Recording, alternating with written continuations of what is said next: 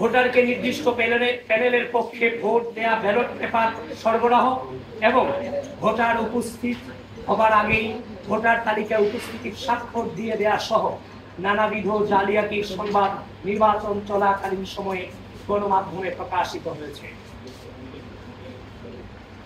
বিভিন্ন কেন্দ্রে ভোটার উপস্থিতি, ভোট প্রদানের হার অসামঞ্জস্যতা পরিলক্ষিত হওয়ায় বাংলাদেশ জাতীয়তাবাদী ছাত্রদল সমর্থিত প্যানেলের প্রার্থীরা সহ অধিকাংশ প্যানেল এবং একাধিক স্বতন্ত্র প্রার্থী ইতিমধ্যেই ভোটার উপস্থিতির তালিকা এবং ভোট কেন্দ্রের সিসিটিভি ফুটেজকে ঢাকা বিশ্ববিদ্যালয় প্রশাসন বরাবর আবেদন করেছেন, কিন্তু ঢাবি প্রশাসন সে বিষয়ে বারবার আশ্বাস দিলেও কার্যকর কোনো পদক্ষেপ গ্রহণ না করে কালক্ষেপণ করে চলেছে। 2019 সালের সর্বশেষ ডাকসু হল সংসদ নির্বাচনে ব্যালট পেপারে ক্রমিক নং না থাকায় ছাত্রলীগ নীরবে ভোট কারচুপির সুযোগ তৈরি করতে পেরেছিল, কিন্তু দুঃখজনকভাবে এবারের নির্বাচনে ব্যবহৃত ব্যালট পেপারেও কোনো ক্রমিক নম্বর ছিল না। এছাড়াও ছাপানো ব্যালট পেপারের সংখ্যা, ভোট কেন্দ্রে সরবরাহকৃত, ব্যবহৃত এবং বাতিল হওয়া ব্যালট পেপারের সংখ্যা এবং ভোট গ্রহণ শেষে ফেরতকৃত ব্যালট পেপারের সংখ্যা এখনো পর্যন্ত কোথাও প্রকাশ করা হয়নি। এমনকি বারবার জানতে চাওয়ার পরেও এ সংক্রান্ত তথ্যাদি কেন্দ্রে দায়িত্বরত পুলিং এজেন্টদেরকে জানানো হয়নি। ফলাফল প্রকাশের পর উল্লেখিত অভিযোগগুলো নিয়মানুসারে চিফ রিটার্নিং অফিসার বরাবর দায়ের করতে গেলে তিনি এসব বিষয়ে ঢাবি প্রশাসনের সাথে যোগাযোগের পরামর্শ দেন। পরবর্তীতে ব্যালট পেপার সংক্রান্ত ইস্যুতে একাধিক প্রার্থী ও পুলিং এজেন্ট কর্তৃক যথাযথ প্রক্রিয়া অনুসারে অভিযোগ দায়ের করার পরও ঢাবি প্রশাসন তদন্তের মাধ্যমে প্রয়োজনীয় ব্যবস্থা গ্রহণ না করে নানা অজুহাতে কালক্ষেপণ করে চলেছেন। প্রিয় সাংবাদিক বন্ধুগণ, আমরা তাদেরকে যথেষ্ট সময় দিয়েছি, আমরা তাদের কাছ থেকে সময় নিয়েছি, এর প্রক্রিয়ার মধ্য দিয়ে কিন্তু সময় নিয়ে আপনাদের সামনে উপস্থিত হয়েছি।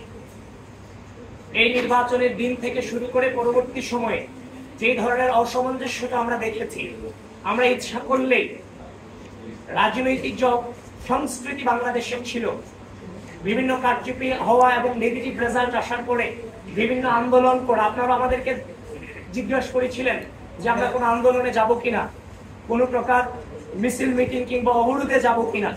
আমরা বলেছি আমরা প্রক্রিয়া অনুসরণ করে আমরা সামনে এগোচ্ছি, অতি দ্রুত আপনারা আমাদের অবস্থান সম্পর্কে জানতে পারবেন। সুতরাং আমরা কিন্তু পূর্বের রাজনৈতিক সংস্কৃতি থেকে বেরিয়ে এসে ধৈর্যের পরিচয় দিয়েছি এবং একটি প্রক্রিয়া অনুসরণ করে বিশ্ববিদ্যালয় প্রশাসনের সাথে এবং আপনাদের সম্মুখে আজকে আসা সম্পূর্ণ প্রক্রিয়া অনুসরণ করে আমরা এখানে এসেছি।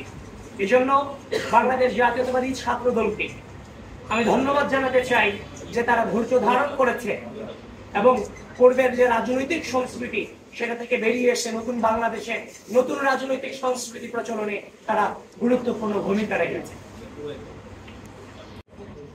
নির্বাচনে ব্যবহৃত ব্যালট পেপার কোন প্রেস থেকে ছাপানো হয়েছে সে বিষয়ে কোনো তথ্য প্রকাশ করা হয়নি। অনিরাপদ ছাপাখানা থেকে ফাঁস হওয়া নকল ব্যালটের মাধ্যমে ভোট কারচুপির অভিযোগ ইতিমধ্যেই এসেছে। উল্লেখ্য যে 7 সেপ্টেম্বর 2025 তারিখে নীলক্ষেতের গাউসুল আজম মার্কেটের একটি ছাপাখানায় ডাকসু হল সংসদ নির্বাচনের বিপুল সংখ্যক ব্যালট পেপার অরক্ষিত অবস্থায় পাওয়া যায়, যেখানে ঢাবি প্রশাসনের কোনো নজরদারি ছিল না বলে নিশ্চিত হওয়া গেছে। প্রিয় সাংবাদিক বন্ধুগণ, ব্যালট এই নির্বাচনের প্রধানতম গুরুত্বপূর্ণ জিনিস। সেই জিনিস অনিরাপদ অবস্থায় 7 তারিখ রাতে সেখানে পড়ে থাকবে, আশা করি সেটা আপনারাও মেনে নেওয়ার মতো পরিস্থিতিতে নেই। এবং আমরা সে অভিযোগ নির্বাচনের দিন পেয়েছি এবং যিনি সেদিন তিনিও নির্বাচন করেছিলেন, যিনি সেখানে ছিলেন, তার বক্তার কানতে গিয়ে সরেজমিনে সেখানে তিনি উপস্থিত ছিলেন এবং যিনি সে ছবি তুলেছিলেন, ব্যালট পেপারের ছবি তুলেছিলেন, তিনিও আজকে সংবাদ সম্মেলনে আমাদের সঙ্গে উপস্থিত আছেন। প্রিয় বন্ধুগণ, আমরা নির্বাচনের দিন যখন এই ছবি পেয়েছি আমরা বিশ্বাস করতে চাইনি, নানান বাস্তবতার কারণে কিংবা ব্যস্ততার কারণে আমরা সেটাকে এড়িয়ে গিয়েছিলাম। কিন্তু পরক্ষণে যখন দেখতে পেলাম তার নিজ হাতে ছবি তোলা এই যে ব্যালট পেপারের ছবি এবং যে আঙ্গুল দেখছেন সে আঙ্গুলও কিন্তু সেই ছেলেটারই আঙ্গুল এবং সেখানে আমরা সেই ফোন থেকে আমরা আইফোনে ছবি তোলা, সেখানে 7 সেপ্টেম্বর 2025 রাত 12:57 AM লেখা আছে। সুতরাং এটাকে ভুল প্রমাণিত করার কোনো সুযোগ আমাদের হাতে কিংবা আপনাদের হাতে নেই। সেজন্য এই বিষয়টাতে বিশ্ববিদ্যালয় প্রশাসন কোনোভাবে হালকাভাবে নেওয়ার সুযোগ নেই। বিশ্ববিদ্যালয় প্রশাসনকে এই ব্যাপারে জোরালোভাবে তাদের অবস্থান এই জাতির সামনে এবং বিশ্ববিদ্যালয়ের সামনে তুলে ধরতে হবে। 4, ডাকসু নির্বাচন অনুষ্ঠিত হবার 4 দিন পর তথা 13 সেপ্টেম্বর 2025 শনিবার ঢাকা বিশ্ববিদ্যালয় প্রশাসন কর্তৃক প্রকাশিত বিজ্ঞপ্তি অনুসারে ভোট গণনা মেশিন এবং সফটওয়্যারের নির্ভুলতা ও বিশ্বাসযোগ্যতা যাচাইয়ের সময় নির্দিষ্ট কয়েকজন শিক্ষক ও টেকনিশিয়ান উপস্থিত থাকলেও ভোটার ও প্রার্থীদেরকে এই বিষয়ে মোটেও অবহিত করা হয়নি। ভোট গণনার বিষয়ে ইতিমধ্যেই নানান অভিযোগ বিতর্ক সামনে এসেছে, কিন্তু একটি কার্যকর গণনা প্রক্রিয়া নিশ্চিত করা গেলে এই ধরনের বিতর্ক তৈরি হতো না। 5, প্রত্যেক প্রার্থীর কাছ থেকে প্রতিটি কেন্দ্র থেকে একজন করে পুলিং এজেন্ট নেয়ার বিজ্ঞপ্তি প্রকাশ করলেও ভোটের আগের রাতে পুলিং এজেন্টদের তালিকা প্রকাশ করা হয়, যেখানে প্রার্থীদের প্রস্তাবিত বিভিন্ন কেন্দ্রের পুলিং এজেন্টদের বাদ দেওয়া হয়। কোন প্রক্রিয়ার মাধ্যমে পুলিং এজেন্টদেরকে বাছাই করা হয়েছে তা প্রকাশ করা হয়নি এবং অনেক ভোট কেন্দ্রে পুলিং এজেন্টের অনুপস্থিতিতে পক্ষপাত দুষ্ট অবস্থায় ভোট গ্রহণ শুরু হয়। 8টি ভোটিং এরিয়া মোট 18টি ভোট কেন্দ্রে ভোট গ্রহণ করা হচ্ছে, যে কারণে ওই নির্দিষ্ট প্যানেল ব্যতীত আর কোনো প্রার্থী বা প্যানেল 18টি কেন্দ্র অনুসারে পুলিং এজেন্ট নিয়োগ করতে পারেনি।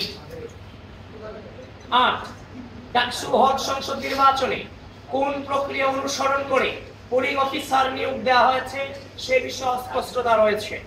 চিফ রিটার্নিং অফিসার কর্তৃক পোলিং অফিসার নিয়োগ করার কথা থাকলেও তাদেরকে ঢাকা বিশ্ববিদ্যালয় প্রশাসন কর্তৃক নিয়োগ দেওয়া হয়েছে বলে তিনি জানিয়েছেন। নির্বাচনী আচরণ বিধি সম্পর্কে ন্যূনতম ধারণা না থাকায় অধিকাংশ পোলিং অফিসার নির্বাচনী আচরণ বিধি সম্পর্কে সাংবাদিকদেরকে ভুল তথ্য দিয়ে প্রার্থীদের বিরুদ্ধে আচরণ বিধি লঙ্ঘনের ভুয়া অভিযোগ তুলে নির্বাচনকে প্রভাবিত করেছেন, যার ভুক্তভোগী আমি নিজে, সেটা আপনারা অবশ্যই জানেন। আমি যখন টিচার্স ক্লাবে সকালে যখন প্রবেশ করি, রিটার্নিং অফিসার যিনি সেখানে ছিলেন তার অনুমতি ক্রমে এবং তিনি দায়িত্ব নিয়ে আমাকে সেখানে প্রবেশ করিয়েছেন এবং বিভিন্ন বুথগুলো আমাকে দেখিয়েছেন। কিন্তু দুঃখজনক হলেও কিছুক্ষণ পরেই আমি শুনতে পাই যে বিভিন্ন পত্রিকাতে ছয়লাভ হয়ে গেছে যে ছাত্র দলের মনোনীত ভিপি প্রার্থী তিনি আচরণবিধি লঙ্ঘন করে ভোট কেন্দ্রে প্রবেশ করেছেন। আপনাদের মেইনস্ট্রিম মিডিয়াগুলোকে পর্যন্ত বিভ্রান্ত করতে বাধ্য করেছে। মানে ব্যাপারটা এমন দাঁড়িয়েছে যে আগে ছাত্রলীগ ভোট কেন্দ্র দখল করত, ছাত্র দলের ভিপি প্রার্থী জোর করে ভোট কেন্দ্রে প্রবেশ করেছে, যে যেখানে আছেন আপনারা সবাই আসুন, ভোট দান করুন, ছাত্রদলকে প্রতিহত করি। ব্যাপারটা ওরকমই ছিল। এই যে নেগেটিভ ইম্প্যাক্ট আমাদের উপরে পড়েছে নির্বাচন চলাকালীন সময়, এবং কি যেখানে গণতন্ত্রের স্পষ্ট উল্লেখ আছে আমাদের সেখানে যাওয়ার ভিপি জিএস এজিএসদের সেখানে প্রদর্শনী করার অধিকার আছে, এই যে আমাদের উপর যে অন্যায় হয়েছে এর বিচার কি হওয়া উচিত, এর দায়ভার কে নেবে? এই পরিকল্পিতভাবে প্রতিটি স্তরে স্তরে আমাদেরকে এভাবে বাধার সম্মুখীন করা হয়েছে।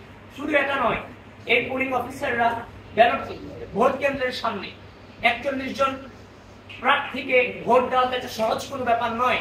41টা ব্যালট পেপার কি কোনোভাবেই মনে থাকবে? থাকবে না।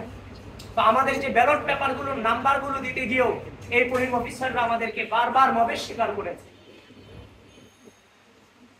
সুতরাং এই দায়ভার কার? এটা পরিকল্পিত ছিল। সমাধানের অনুরোধ করলেও তারা কোনো কার্যকর পদক্ষেপ নেননি, বরং ইচ্ছাকৃতভাবে কালক্ষেপণ করে চলেছেন, যার ফলে ডাকসু হল সংসদ নির্বাচন 2025 ইতিহাসের পাতায় একটি নেতিবাচক প্রশ্নবিদ্ধ নির্বাচন হিসেবে ঠাঁই পাবার দিকে এগিয়ে যাচ্ছে বলে আমরা মনে করি। গণতান্ত্রিক মূল্যবোধের ধারক বাহক যে সংগঠনের সকল পর্যায়ের নেতাকর্মীদের সুদীর্ঘ সংগ্রাম ও সর্বোচ্চ আত্মত্যাগের উপর ভিত্তি করে বাংলাদেশ গণতান্ত্রিক পুনরুজ্জাগরণের দিকে এগিয়ে যাচ্ছে, সেই বাংলাদেশ জাতীয়তাবাদী ছাত্র দলের প্রতিনিধি হিসেবে গণতান্ত্রিক প্রক্রিয়াকে এভাবে ভুলুণ্ঠিত হতে দেখা আমাদের জন্য চরম হতাশাজনক ও কষ্টদায়ক। আমরা তারপরও আশা রাখব যে ঢাকা বিশ্ববিদ্যালয় প্রশাসন গণতান্ত্রিক মূল্যবোধের অন্যতম স্তম্ভ স্বচ্ছতা ও জবাবদিহিতার পথে ফিরে এসে উপরোক্ত অনিয়ম এবং অসঙ্গতি সমূহের বিষয়ে যথাযথ তদন্তপূর্বক সকলের সামনে সত্য উন্মোচন করবে। প্রিয় সাংবাদিক ভাই ও বোনেরা, আপনারা কষ্ট করে এসেছেন, আপনাদের প্রতি আবারও আমাদের প্যানেলের পক্ষ থেকে ব্যবস্থাপনা তো আছে, সেগুলো ছিল পরিকল্পিত, যেটা নির্বাচনকে প্রভাবিত করেছে। ইতিমধ্যে আমি যেগুলো বলেছি কোনো অস্পষ্ট এখানে কিছুই ছিল না। তাছাড়া গুরুতর যে অভিযোগটা, ঢাকা বিশ্ববিদ্যালয়ের ব্যালট পেপারকে আপনি কোনোভাবে গাউসুল আজমের নিচতলায় অরক্ষিত অবস্থায় রাখতে পারেন কিনা, সে প্রশ্ন আপনাদের মধ্য দিয়ে বিশ্ববিদ্যালয়কে এবং গোটা জাতিকে, ঢাকা বিশ্ববিদ্যালয় প্রশাসনকে আমি করছি। এবং কোনো ক্রমিক নম্বর এই ব্যালট পেপারে ছিল না, এবং এই যিনি আছে যে এই ব্যালট পেপার ওইখানে অরক্ষিত অবস্থায় থেকেছে, সেখানে সিসি ফুটেজ আছে, সেগুলোকে আপনারা কালেক্ট করেন। কারণ ক্রমিক নম্বর না থাকায়, ব্যালট পেপার অরক্ষিত অবস্থায় থাকায় ভোটের উপস্থিতি এবং ভোটারদের উপস্থিতি এবং ভোট করার হারের যে অসামঞ্জস্যতা, সবকিছু মিলিয়ে অবশ্যই আমরা কারচুপির দৃষ্টান্ত অনেকটা দিয়েই দিয়েছি, বাকিটা বের করার দায়িত্ব আপনাদের।